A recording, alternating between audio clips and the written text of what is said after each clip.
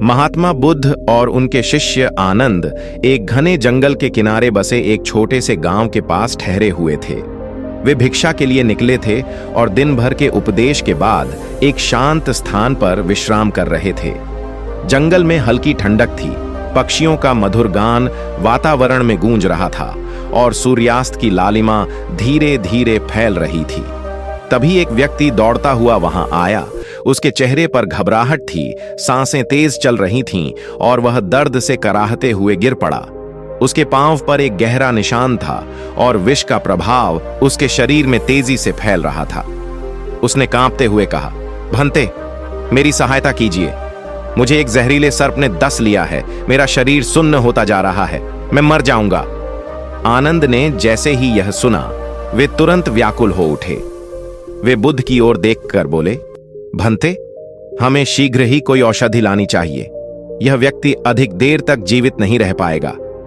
बुद्ध ने अपनी शांति नहीं छोड़ी। वे उसी सहज भाव से बोले, आनंद, घबराओ मत। पहले इस व्यक्ति से पूछो कि उसे कहां और कैसे सर्प ने काटा। आनंद ने किसान की ओर देखा, जिसने हाँफते हुए जवाब दिया, मैं खेत में काम कर रहा था।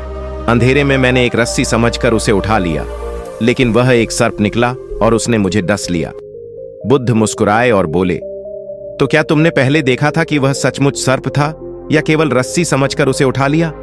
किसान थोड़ी देर चुप रहा और फिर बोला, नहीं, मुझे अंधेरे में लगा कि वह रस्सी है, लेकिन जब उसने काटा तब समझ आया कि वह सर्प था।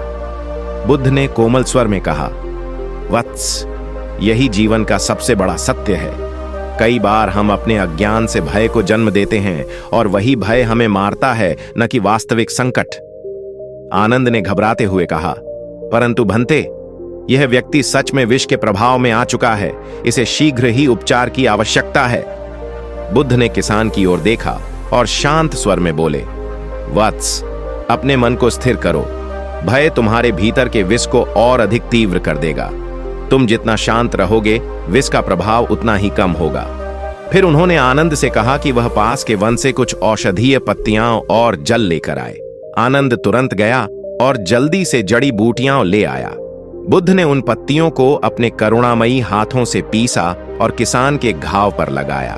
फिर उन्होंने उसे थोड़ा जल पिलाया और बोले, वत्स, अपनी आंखें बंद करो, गहरी श्वास लो और इस भय को छोड़ दो।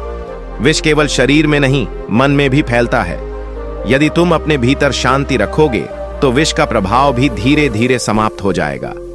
किसान ने कांपते हुए आंखें बंद कीं और बुद्ध के निर्देशों का पालन किया। उसकी सांसें धीरे धीरे सामान्य होने लगीं। कुछ ही समय बाद उसका दर्द कम हो गया। उसका चेहरा पहले से बेहतर लगने लगा और वह स्वयं को थोड़ा हल्का महसूस करने लगा। आनंद ने आश्चर्य से यह सब देखा और बुद्ध से पूछा, भंते, यह कैसे संभव हुआ? यह व्यक्ति मरने के कगार पर था और अब यह पहले से कहीं अधिक स्वस्थ प्रतीत हो रहा है। बुद्ध मुस्कुराए और बोले, आनंद, शरीर का विष केवल औषधि से ठीक होता है, लेकिन मन का विष केवल आत्म शांति से। यदि कोई भय में डूबा रहे तो सबसे प्रभावी औषधि भी उसे बचा नहीं सकती, लेकिन यदि कोई अपने भय को त्याग दे तो विष स्वयं ही निष्प्रभावी हो सकता है। किसान बुद्ध की ओर देखता रहा। उसने श्रद्धा से उनके चरणों में सिर झुका दिया और कहा, भंते, आज आपने न केवल मेरे जीवन की रक्षा की, बल्कि मुझे सच्चा ज्ञान भी दिया। अब मैं समझ गया कि जीवन में सबसे बड़ा विष भय है। बुद्ध ने कहा, वत्स, भय को छोड़ो और सत्य को जानो। जो इस सत्य को जान लेता है वह जीवन में कभी हारता नहीं।